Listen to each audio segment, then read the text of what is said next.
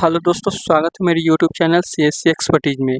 तो दोस्तों, अगर आप सीएससी वीएलई हैं और कॉमन सर्विस सेंटर संचालक है तो सभी वीएलई को जानते होंगे कि यानी कि रैप एग्ज़ाम जो होता है उनको देना पड़ता है। तभी जाकर आप इंश्योरेंस का जो भी काम होगा आप अपने सीएससी सेंटर पे कर सकते हैं। तो आज के इस वीडियो में बेसिकली हम उसी रैप एग्ज़ाम का जो क्वेश्चन आंसर होगा उसी के बारे में बात करने वाले हैं। तो उस रैप एग्ज़ाम के लिए जो क्वेश्चन आंसर होगा, आंसर का जो भी पीडीएफ होगा हमारे टेलीग्राम ग्रुप में आपको मिल जाएंगे। और ये जो पीडीएफ आज ये जो वीडियो होगा आज ये रैप एग्ज़ाम के लिए डे 1 का है और बाकी के जो डे 2 में करके इस तरह से आएगा।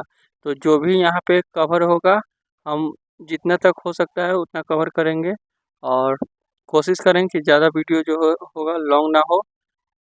और डे 1 बाय डे 1 ऐसे करके इस तरह से आप अच्छे से तैयारी कर सकते हैं।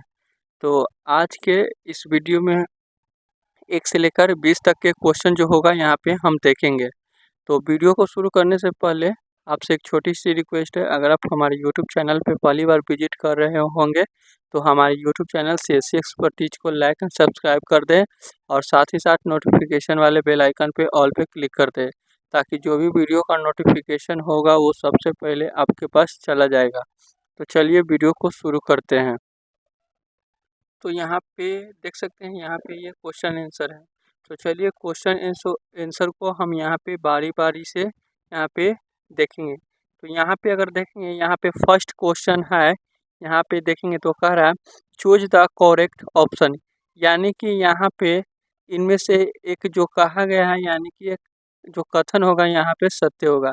तो इसका जो यहाँ फर्स्ट ऑप्शन में यहाँ पे कह रहा है old as is only certain in life, यानी कि जो बुढ़ापा होता है यानी कि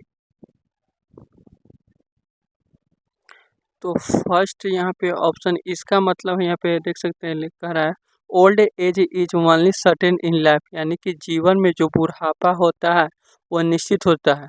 और दूसरा ऑप्शन यहाँ पे कह रहा है old age and death are certain in life, यानी कि जीवन में बुढ़ापा और मृत्यु निश्चित है। तो और ऑप्शन सी यहाँ पे है, यहाँ पे देख सकते हैं an accident is certain in life, यानी कि जीवन में दुर्घटना निश्चित है। और उसके बाद यहाँ पे देख सकते हैं ऑप्शन डी में कह रहा है an illness is certain in life, यानी कि जीवन में बीमारी निश्चित है। तो यहाँ पे कह रहे हैं इनमें से जो 4 ऑप्शन दिए हैं इनमें से कौन सा सही है। तो इसमें जो आंसर हो जाएगा यहाँ पे ऑप्शन बी, यानी कि ये वाला old age and death are certain in life, यानी कि जीवन में बुढ़ापा और मृत्यु निश्चित होता है, इसलिए ऑप्शन यहाँ पे भी सही हो जाएगा। अब इसके बाद नेक्स्ट अगर क्वेश्चन यहाँ पे देखेंगे तो क्वेश्चन नंबर 2 है, यहाँ पे कह रहा है life insurance business was nationalised in India. तो इसका मतलब यहाँ पे कह रहा है यहाँ पे भारत में जो जीवन बीमा व्यवसाय होता है राष्ट्रीयकरण कब किया गया था। तो इसका यहाँ पे ऑप्शन ए में यहाँ पे देख सकते हैं दिए हुए है 1956 में, यानी कि आंसर ये वाला सही होगा। जो यहाँ पे होता है भारत में जो जीवन बीमा का व्यवसाय का जो राष्ट्रीयकरण हुआ था वो 1956 में हुआ था। अब उसके बाद यहाँ पे अगर नेक्स्ट क्वेश्चन यहाँ पे देखेंगे तो यहाँ पे देख सकते हैं नेक्स्ट क्वेश्चन यहाँ पे कर रहा है general insurance business was nationalised in India. इसका मतलब है कि भारत में सामान्य जीवन बीमा व्यवसाय जो होता है राष्ट्रीयकरण कब किया गया था। तो इसका जो आंसर हो जाएगा यहाँ पे ऑप्शन सी, यानी कि 1972 में हुआ था।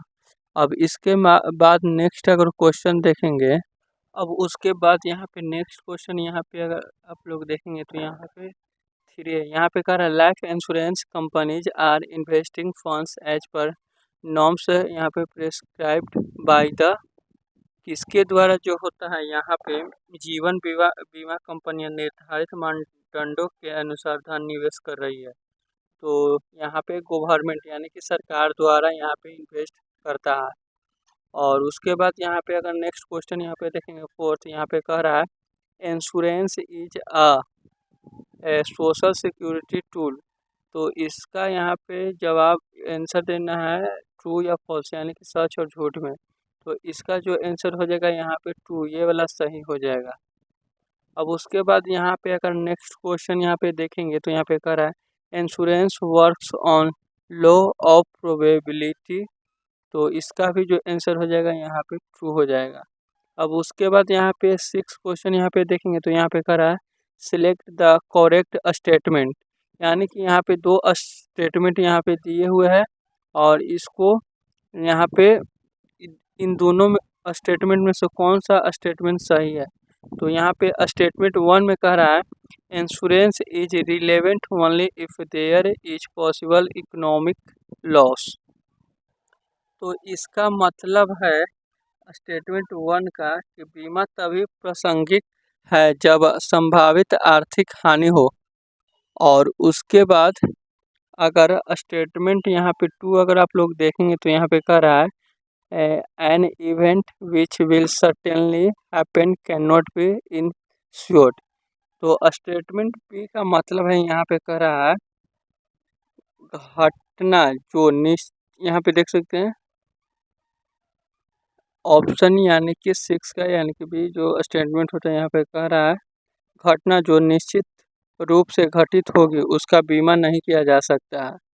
तो यहाँ पे जो आंसर हो जाएगा यहाँ पे ऑप्शन जो सी यानी कि ये वाला बोथ आर ट्रू, यानी कि स्टेटमेंट ए और बी दोनों सही है, इसलिए इसका आंसर जो हो जाएगा यहाँ पे बोथ आर ट्रू, यानी कि दोनों सही है। तो चलिए और नेक्स्ट क्वेश्चन को देखते हैं। तो चलिए यहाँ पे क्वेश्चन नंबर यहाँ पे 7 को यहाँ पे देखते हैं। तो 7 क्वेश्चन कर रहा है सिलेक्ट द करेक्ट स्टेटमेंट, यानी कि ये जो स्टेटमेंट जो कहा गया है यहाँ पे कह रहा है इंश्योरेंस जो होता है प्रोवाइड सेंस ऑफ सिक्योरिटी। इसका मतलब है जो स्टेटमेंट 1 में कह रहा है बीमा सुरक्षा की भावना प्रदान करता है। और यहाँ पे स्टेटमेंट अगर बी यहाँ पे देखें तो कह रहा है insurance insures that no loss will take place. इसका मतलब है बीमा यह सुनिश्चित करता है कि कोई नुकसान नहीं होगा। तो इसका जो आंसर ये वाला जो हो जाएगा ओनली ए इज ट्रू है, यानी कि ऑप्शन स्टेटमेंट ये वाला जो होता है यहाँ पे सही हो जाएगा। यहाँ पे आंसर ये वाला सही हो जाएगा। अब उसके बाद यहाँ पे अगर नेक्स्ट क्वेश्चन यहाँ पे देखेंगे तो क्वेश्चन नंबर यहाँ पे 8 है। 8 का रहा है सिलेक्ट द करेक्ट स्टेटमेंट, यानी कि यहाँ पे स्टेटमेंट 1 में कह रहा है इंश्योरेंस रिड्यूस सोशल कॉस्ट। इसका मतलब है यहाँ पे कह रहा है बीमा सामाजिक लागत को कम करता है, इसका मतलब ये हो गया। और उसके बाद यहाँ पे अगर स्टेटमेंट भी यहाँ पे देखेंगे तो कह रहा है insurance is an instrument of social security. इसका मतलब है बीमा सामाजिक सुरक्षा का एक साधन है। तो इसका जो आंसर हो जाएगा यहाँ पे ऑप्शन सी, यानी कि बोथ आर ट्रू, यानी कि स्टेटमेंट 1 और स्टेटमेंट यहाँ पे भी ए और बी दोनों सही हो जाएंगे। तो चलिए और नेक्स्ट क्वेश्चन को देखते हैं। तो चलिए नेक्स्ट क्वेश्चन यहाँ पे कर रहा है क्वेश्चन नंबर 9 यहाँ पे है insurance regulatory and development authority was formed through the IRDA act in, यानी कि इसका जो मतलब है यहाँ पे कह रहा है बीमा विनियामक एवं विकास प्राधिकरण का गठन IRDA अधिनियम के माध्यम से किया गया था। कब किया गया था? तो इसका जो आंसर हो जाएगा यहाँ पे ऑप्शन ए, यानी कि 1999 में किया गया था। तो चलिए और नेक्स्ट क्वेश्चन को देखते हैं। तो चलिए यहाँ पे नेक्स्ट चैप्टर का जो क्वेश्चन होता है यहाँ पे क्वेश्चन नंबर ए है, यानी कि वह एक जो चैप्टर होता है वहाँ पे एक मॉड्यूल का 1 से 9 तक का जो क्वेश्चन आंसर था उसको हम लोग कंप्लीट कर लिए। अब उसके बाद यहाँ पे सेकंड चैप्टर का जो होता है 1 से फिर स्टार्ट होगा। तो चलिए 1 बाय 1 क्वेश्चन को देखते हैं। तो क्वेश्चन 1 में यहाँ पे कह रहा है which one of the following statement is correct, यानी कि जो नीचे दिए गए हैं इनमें से कौन सा जो होता है यानी कि सत्य है। तो यहाँ पे यानी कि यहाँ पे देख सकते हैं ए कह रहा है the policy is the basis of the insurance contract, और दूसरा यहाँ पे कह रहा है the proposal is the basis of the insurance contract.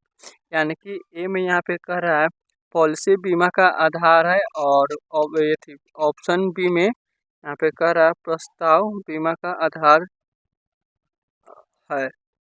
तो इसका जो आंसर हो जाएगा यहाँ पे ऑप्शन जो बी है, यानी कि बी सही हो जाएगा। अब उसके बाद यहाँ पे अगर नेक्स्ट क्वेश्चन यहाँ पे देखें तो कह रहा है which one of the following statement is correct. यानी कि इनमें से कौन जो होता है यहाँ पे स्टेटमेंट सही है। तो ऑप्शन ए में यहाँ पे दिए हुए है, ऑप्शन ए यहाँ पे कह रहा है the proposal must be written by the proposer himself या हर सेल्फ, और ऑप्शन बी में यहाँ पे कह रहा है the proposal can be written by the agent. तो यहाँ पे ऑप्शन ए यानी कि ये वाला सही हो जाएगा। इसमें कह रहा है यहाँ पे एक एक ए जो होता है यहाँ पे एक प्रस्ताव प्रस्तावक द्वारा स्वयं लिखा जाना चाहिए, और बी में यहाँ पे कह रहा है प्रस्ताव एजेंट द्वारा लिखा जा सकता है। तो यहाँ पे आंसर ए सही हो जाएगा। अब उसके बाद नेक्स्ट अगर क्वेश्चन यहाँ पे देखें तो थ्री है।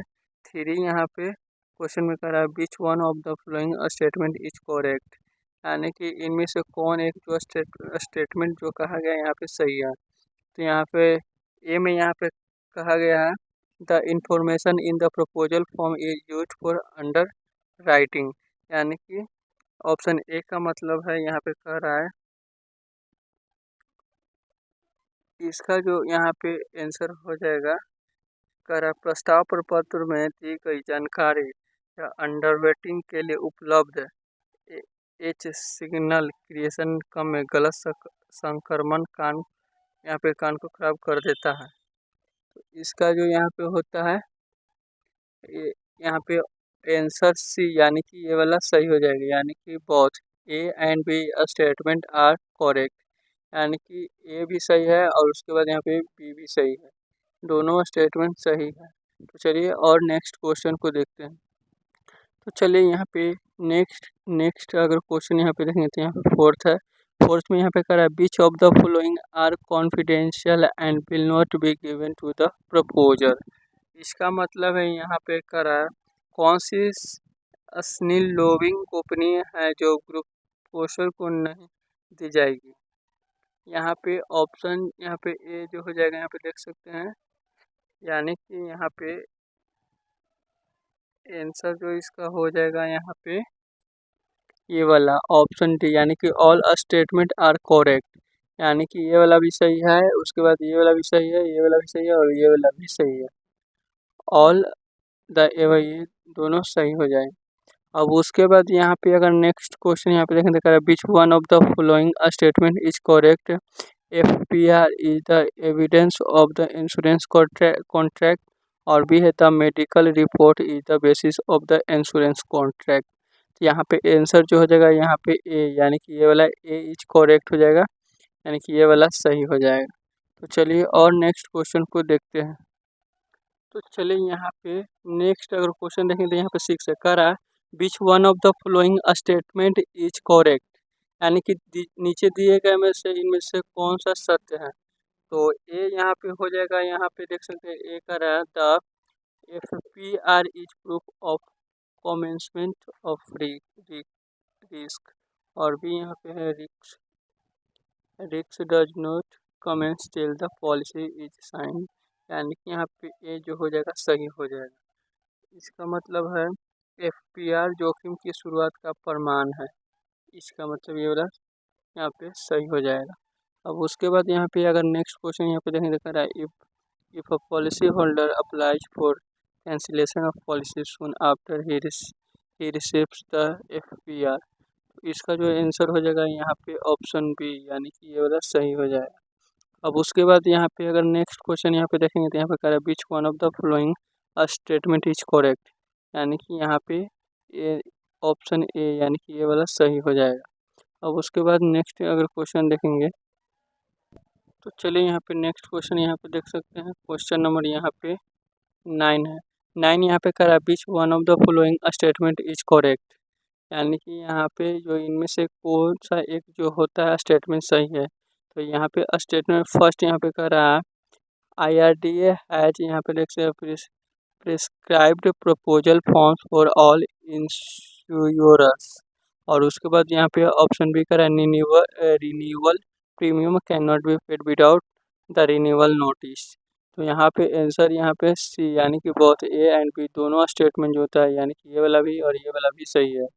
अब उसके बाद यहाँ पे नेक्स्ट क्वेश्चन देखें तो यहाँ पे 10 कह रहा है which one of the following statement is correct. नीचे दिए गए कथन में से कौन सा एक सत्य है। तो इफ फर्स्ट में यहाँ पे कह रहा है if policy document is lost of the insurance contract becomes यहाँ पे वॉइड। और ऑप्शन बी यहाँ पे कह रहा था family history appears in the personal statement. तो यहाँ पे जो हो जाएगा आंसर, यानी कि ये वाला सही हो जाएगा, ये इज करेक्ट, यानी कि ये वाला जो स्टेटमेंट है यहाँ पे कहा गया सही है।